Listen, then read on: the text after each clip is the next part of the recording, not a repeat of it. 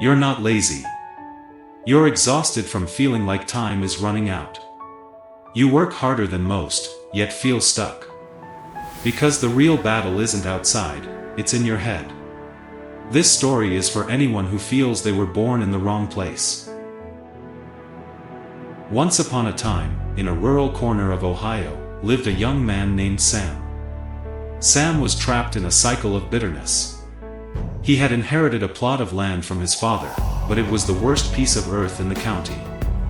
While his neighbors planted corn with ease, Sam spent every waking hour fighting rocks that seemed to grow back overnight. Sam felt cheated by life. He would look at the sky and scream, "Why is my path so hard? Why do I have to bleed for every inch, while others just watch things grow?" He was ready to quit. He felt like a victim of his circumstances, convinced that he was born in the wrong place at the wrong time. Sam decided to give up. He planned to sell the land for pennies and run to the city, seeking an easier life. But while packing his things, he found an old, tattered journal belonging to his grandfather.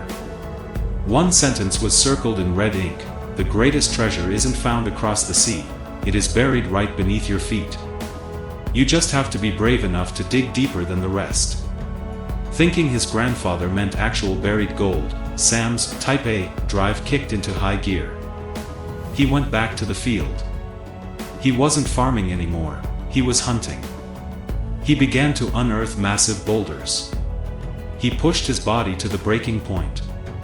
His hands bled, his back groaned, and the neighbors mocked him. "Look at Sam," they laughed.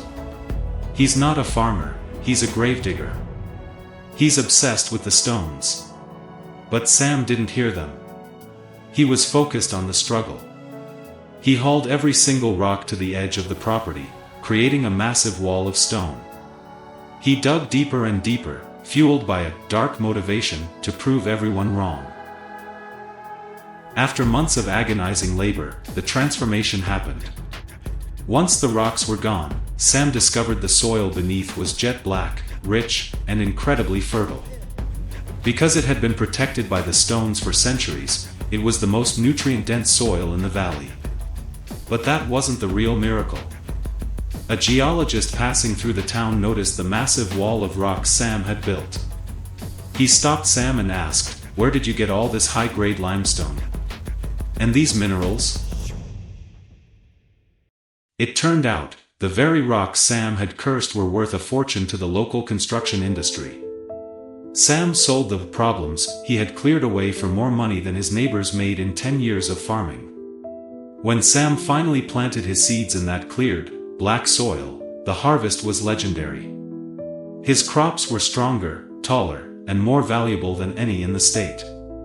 He realized then that the curse of the rocky land was actually a double blessing.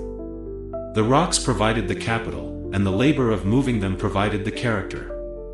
He wasn't a success despite the rocks, he was a success because of them. Sam stood over his golden fields, finally understanding his grandfather's words. "My friend, are you looking at your life right now and seeing nothing but rocks? Are you complaining about your difficult upbringing, your lack of resources, or the obstacles in your career? Listen to me, your obstacles are not blocking the path. They are the path.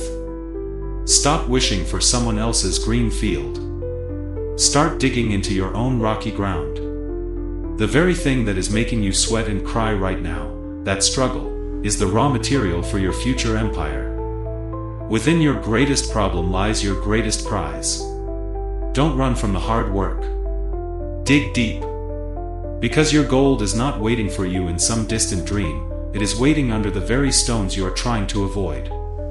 Build your wall, plant your seeds, and watch the world marvel at your harvest."